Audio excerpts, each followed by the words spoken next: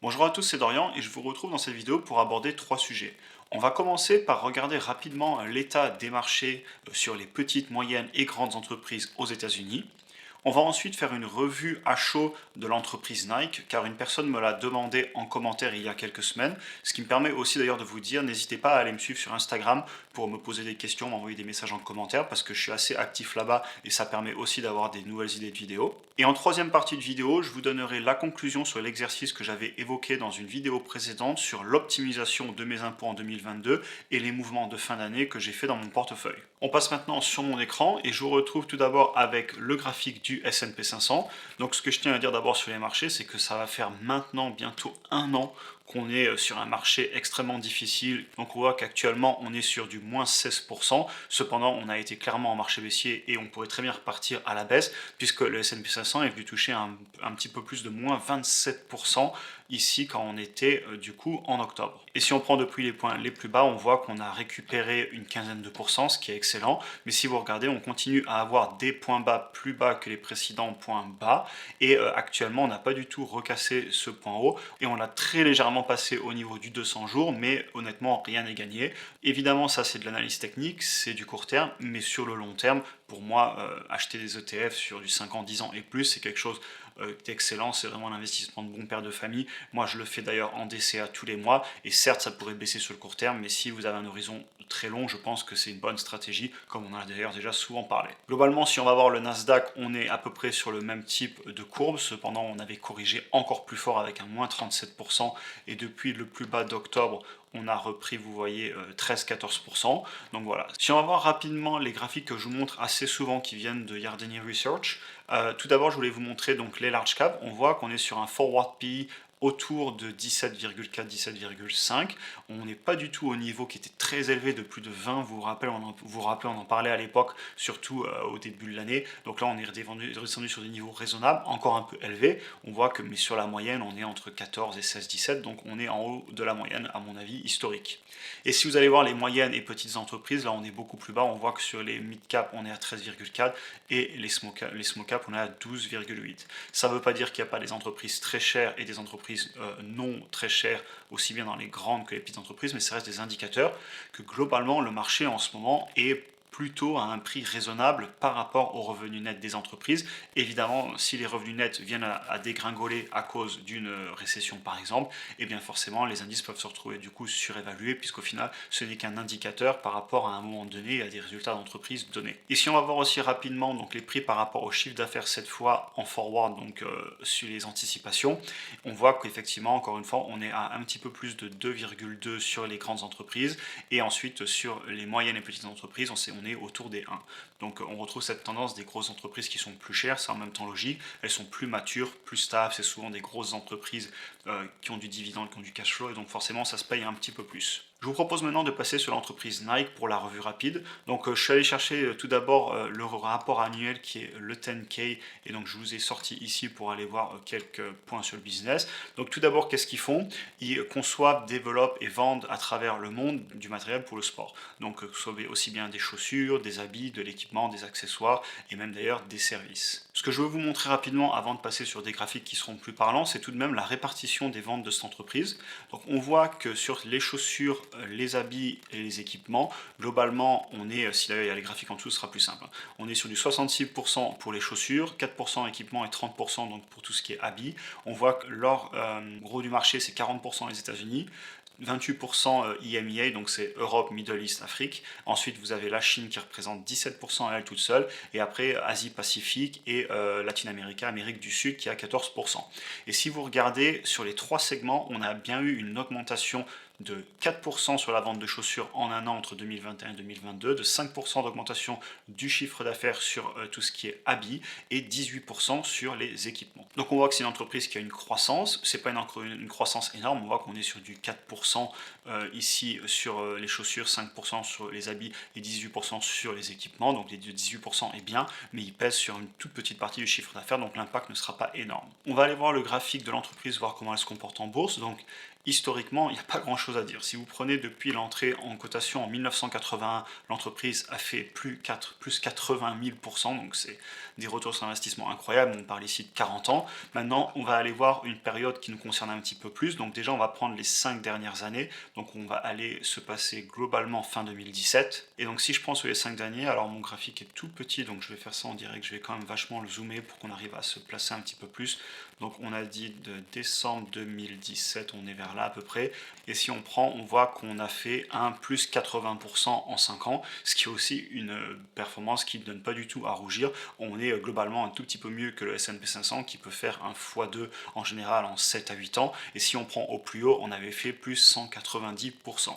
Cependant, l'entreprise, évidemment, elle a quand même bien corrigé ces derniers mois, mais après je vais envie de vous dire comme tout le marché. Et si on prend depuis novembre 2021, on voit qu'elle a corrigé de 37%. Donc rien à dire au niveau de la performance, c'est quand même une entreprise qui a une bonne croissance sur le titre en elle-même, et en plus on verra à la fin qu'elle paye un dividende, et je peux déjà à mon avis me faire un avis que quand je vois la courbe de l'entreprise, le dividende, je sais qu'elle en paye, etc., je pense que c'est une entreprise qui va se payer assez cher parce qu'a priori, on est quand même sur une entreprise bien gérée depuis très longtemps et de qualité, une grosse entreprise mature qui continue à croître. Je préciserai le dernier point avant de passer aux indicateurs financiers. L'entreprise est au S&P 500, donc vous êtes investi, si vous êtes investisseur sur cet ETF, sur cet indice, pardon, un ETF qui traquera l'indice S&P 500. On est au rang 52 et pour chaque 100 € que vous mettrez sous le S&P 500, vous mettrez 40 centimes dans Nike. Donc ce n'est pas négligeable et moi-même je suis donc plutôt assez exposé sur cette entreprise. Elle est quand même presque dans le top 50 des entreprises au S&P 500 et donc ça veut dire que même si je ne l'ai pas en direct dans mon portefeuille, je suis investi dessus. Passons maintenant aux indicateurs financiers sur Finviz. Donc là l'idée c'est de se faire une vue rapide et générale avant d'aller voir plus en détail les graphiques. Donc déjà on voit que c'est une entreprise qui a 6,3% de croissance en composé du chiffre d'affaires sur les 5 dernières années.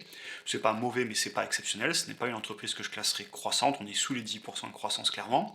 Une entreprise qui a une marge nette qu'on a ici de 12%, mais on ira voir plus tard, c'est une entreprise qui est assez cyclique. C'est-à-dire c'est logique, c'est comme si on vend des voitures ou des choses qui ne sont pas extrêmement vitales, et bien forcément en cas de récession par exemple, ou en cas de difficulté économique, ils vont vendre moins de chaussures parce que c'est clairement un objet de confort et on n'est pas obligé d'acheter des Nike, on peut acheter des chaussures premier prix. Ça on le verra un petit peu plus tard. L'entreprise globalement, price to free cash flow à 99, c'est élevé. Pareil, c'est dû à la volatilité je pense. Il y a dû avoir des époques où c'était moins que ça ou plus que ça, on le verra. Pi 31, forward Pi de 29, c'est plutôt cher pour la croissance, mais encore une fois, on paye le fait que l'entreprise elle a un historique, un passé, qu'elle paye un dividende qui monte aussi, ça je l'ai bien vu. Et ensuite, donc on voit effectivement dividende à 1,24, payout ratio de 33, pas forcément à s'inquiéter. Les quick ratio nous disent qu'il n'y a pas trop de problème sur la dette et le cash, on le verra aussi après. Et price to sales à 3,6. Donc déjà quand je vois ça directement, je me dis que c'est une entreprise qui a l'air solide, qui a l'air plutôt au bon prix, voire un petit peu cher. Ça dépendra de vos modèles de discounted cash flow, ça dépendra de vos prévisions de vente dans le futur et de comment vous estimez le futur de l'entreprise. Ça, c'est unique à chacun. Ici, je vous donne juste un avis à chaud. On va passer rapidement voir le cash flow. On voit qu'on est sur un free cash flow qui est tout le temps dans le positif quand on est en quarterly, et si je vais en annual, bon, c'est le cas aussi, donc il n'y a pas de problème. L'entreprise s'autofinance, elle a un flux de trésorerie disponible positif, donc voilà, il n'y a pas trop de soucis à se faire à ce niveau-là. Cash et dette, on va rapidement aller voir, donc on voit qu'on est sur du, on est sur du 11-12 milliards, et en long terme dette, on est à 8,9, donc voilà, l'entreprise a de la dette. Si je faisais une analyse complète, j'irais chercher pourquoi, sur quoi ils ont investi, est-ce qu'ils ont voulu faire de la dette pour, par exemple, faire du rachat d'actions au moment où les taux étaient très bas. Il peut y avoir plein de raisons, il faudrait aller gratter si vous faites une analyse complète. On rentre maintenant dans le vif du sujet, croissance des revenus. Donc là, on est sur les 12 dernières années. On voit qu'on a plutôt en trailing 12 months, donc si on regarde en permanence les 4 derniers trimestres, on a plutôt une belle croissance assez constante. Vous voyez en bas, on se balade toujours entre 3-4%, 10, 12, 0, 5. Donc voilà, on retrouve ce qu'on a vu avant sous les 5 dernières années en composé, une croissance historique qui tourne autour de 5 à peut-être 7% si on regarde dans le passé. Ce qui est excellent. Alors on voit des petits creux ici, comme je vous le disais, c'est cyclique. Là, typiquement, on le voit, c'est la pandémie. Il y a eu les personnes, tout simplement, je pense qu'ils ont acheté moins de chaussures, on est moins sortis, on était enfermés. Donc rien qui me choque, si vous regardez le reste de la courbe, c'est plutôt très beau. On va aller voir le net income, et là, on va retrouver plus facilement les récessions et donc les difficultés économiques. Et effectivement, c'est beaucoup plus cyclique. Et c'est normal parce que selon les périodes économiques, eh bien peut-être que ça coûte plus cher de fabriquer des chaussures. On a aussi des investissements à faire. Les personnes peuvent moins acheter, donc on doit faire beaucoup de promotions sur les stocks, sachant que j'ai regardé les derniers résultats de Nike et ils ont eu beaucoup de problèmes sur les stocks. Ils ont trop stocké, en fait ils ont trop fabriqué et puis il n'y avait plus de transport, plus de conteneurs, donc ça a été difficile d'amener les nouvelles collections. Et maintenant ils se retrouvent avec beaucoup d'inventaire sur les bras et ils sont en train de faire des promotions pour réduire l'inventaire. Et ça va se retrouver forcément dans les marges parce que quand vous faites des promotions, vos chaussures elles ont toujours coûté le même prix à produire et donc forcément vos marges dégringolent et donc votre résultat net dégringole aussi. Donc rien d'étonnant pour moi sur ce type de business de voir des résultats nets qui soient entre guillemets en dents de scie et assez cycliques. C'est lié à leur activité et en plus ils font de la fabrication donc ils sont totalement impactés par les coûts. On va aller voir la marge nette, ce qui va nous le confirmer. Et donc là, bon, alors on a la marge brute, la marge opérationnelle, la marge nette, et on retrouve cet effet cyclique. Comme je vous le disais, selon la période, selon le prix des matières premières, etc., il peut y avoir énormément de choses qui se passent, le prix de l'énergie, de l'électricité, et ben les marges varient. Cependant, ce qui est rassurant, c'est que depuis 2010, on voit qu'on est sur une moyenne autour des 10% de marge nette. On a eu des baisses, mais jamais on est descendu sous les 5%. Donc encore une fois, un business très bien géré, très mature. Allons maintenant voir le dividende. Je vous rappelle, on avait un payout ratio autour de 30 et des poussières, voilà 33,2, donc rien à dire à ce niveau-là non plus. Et si vous regardez, eh bien l'entreprise, elle maintient globalement son rendement autour de 1%, il y a eu quelques pics, mais autour de 1%, et elle augmente de façon magnifique son dividende, donc c'est certainement un dividende aristocrate, j'ai pas vérifié, il faudra vérifier. Alors elle l'est peut-être pas parce qu'il faut remonter à 25 ans, et on voit qu'ici, on dirait que ça a peut-être stagné pendant quelques années, il faudrait vérifier, vous voyez là, ça a baissé un petit peu, donc elle doit pas être dividende aristocrate, il n'empêche que la courbe est quand même magnifique, et c'est une entreprise qui, clairement, d'un point de vue du management, décide de faire du retour sur investissement aux investisseurs. Une autre façon de faire du retour sur investissement, c'est de racheter des actions. Et là, on voit que l'entreprise a pendant très longtemps racheté des actions et au moment de la pandémie, elle a régénéré des actions. Si je venais à faire une analyse complète, j'irais vérifier s'ils l'ont fait pour faire des levées de fonds, tout simplement parce que peut-être que l'entreprise était à un prix très élevé, ça valait le coup de le faire, ou est-ce qu'il y a une mauvaise raison derrière, quelque chose qui serait pas rassurant, mais on voit qu'ici, ils ont quand même déjà réacheté 2%, donc voilà, globalement, la tendance long terme est bonne, sur le court terme, j'irai vérifier pourquoi ils ont réémis des actions en 2021. Passons maintenant au ratio de prix, tout d'abord le PI, bon alors, ça marchait pas sur MacroTrend, pas de chance, donc je vais vous le montrer sur TradingView, on le voit aussi, c'est en bas à gauche ici, et donc si vous regardez, on voit qu'on se balade globalement entre 30, ok, 60, 80, ok, c'est très élevé, 50, et là, si on reprend les derniers mois, on se balade autour de 25 à 30. Donc, clairement, c'est pas peu cher pour une entreprise qui fait 5 à 6% de croissance par an sur le chiffre d'affaires.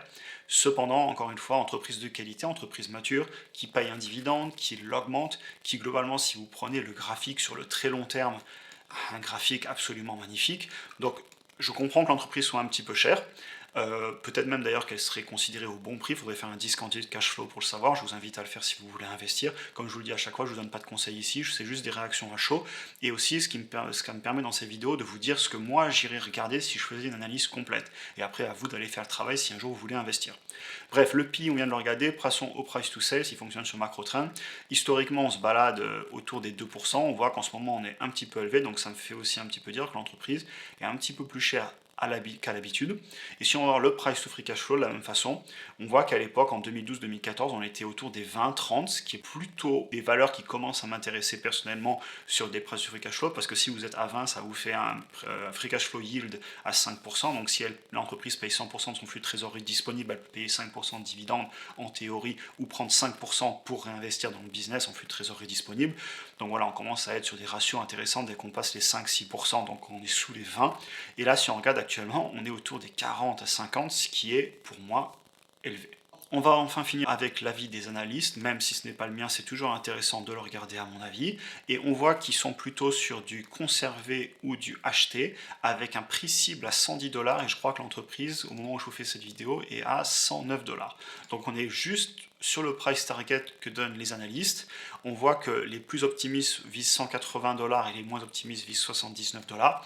Donc encore une fois, au final, c'est à vous de faire votre propre avis si vous voulez investir sur cette entreprise.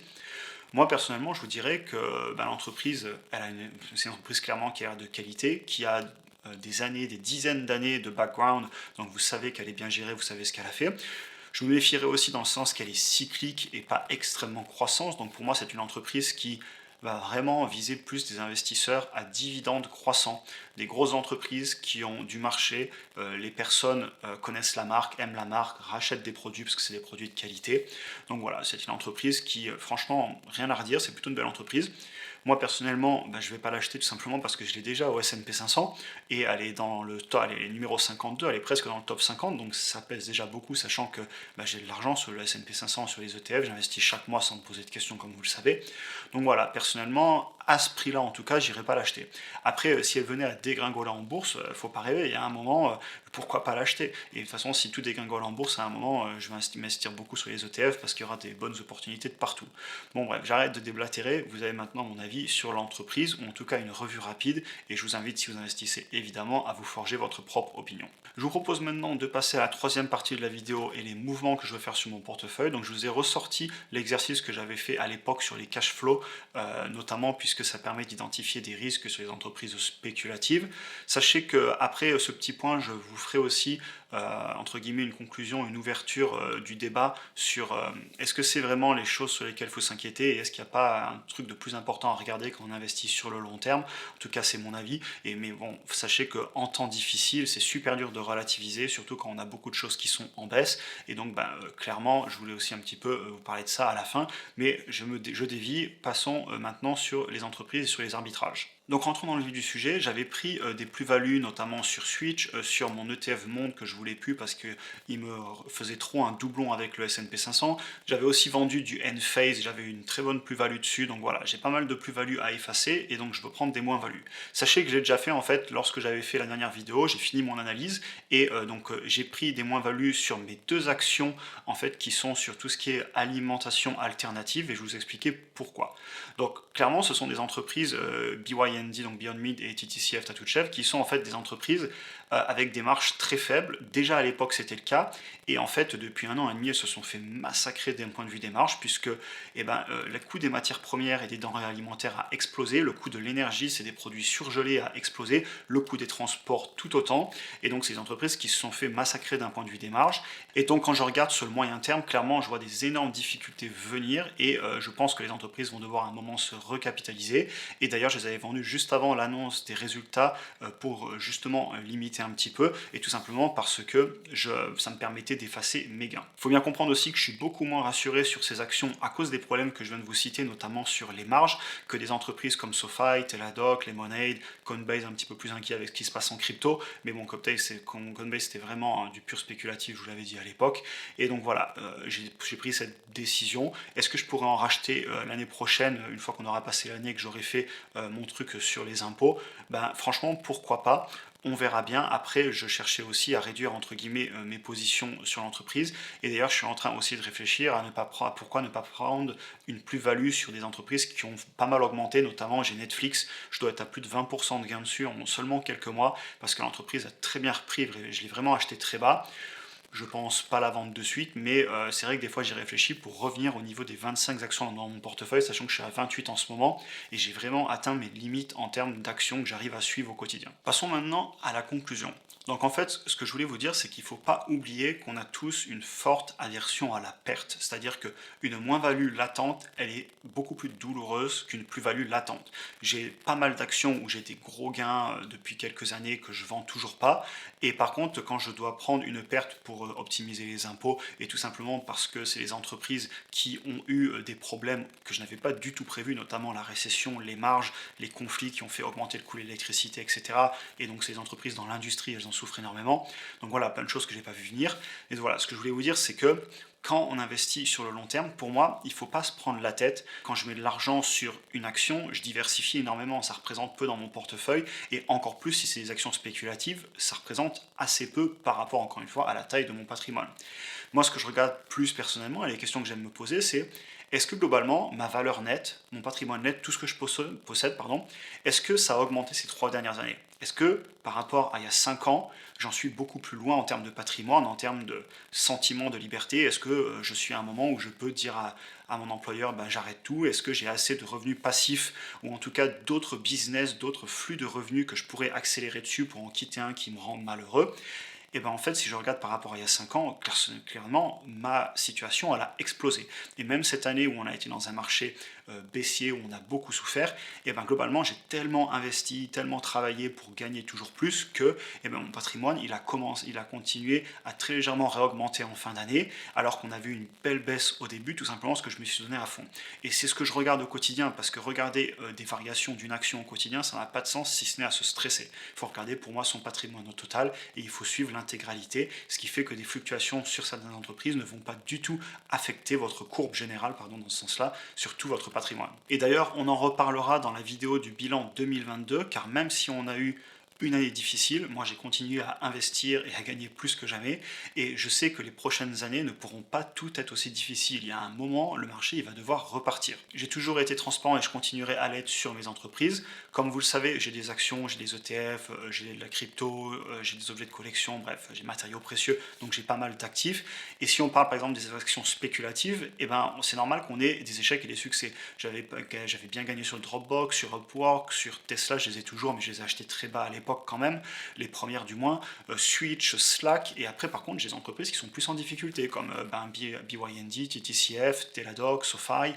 Donc voilà, mais au final, il faut essayer, et c'est très difficile mentalement, de se concentrer sur tout ce qu'on gagne au total, et c'est normal d'avoir des problèmes de temps en temps, les entreprises, où tout simplement ça se passe pas comme prévu parce que vous aviez pas tout vu venir. Donc voilà, globalement, moi ce que je fais, et je pense que ça pourrait être intéressant pour beaucoup de personnes de le faire, et je sais que je le répète à chaque fois, regarder globalement ce qui se passe sur son patrimoine, et aussi se concentrer, c'est-à-dire que maintenant, c'est le moment pour moi de gagner de l'argent et d'investir, parce que là, tous les ETF que je suis en train d'acheter à moins 20%, moins 30%, toutes les actions que je suis en train d'acheter, le cash que je suis en train de mettre de côté pour acheter de l'immobilier, parce que l'immobilier commence à baisser, ces actions que vous êtes en train de mettre en place, les actions que vous mettez en place, dans 5 ans, elles vont exploser si les marchés repartent à la hausse. Donc pour moi, c'est dans des temps difficiles comme ça qu'il faut accumuler le maximum d'actifs à des prix unitaires beaucoup plus faibles, et sur le long terme, ça payera. Je vous avais d'ailleurs fait une vidéo sur l'intérêt de faire du DCA sur des ETF ou de façon générale sur des actifs dans les marchés baissiers. N'hésitez pas à aller la voir, elle était assez intéressante à mon avis.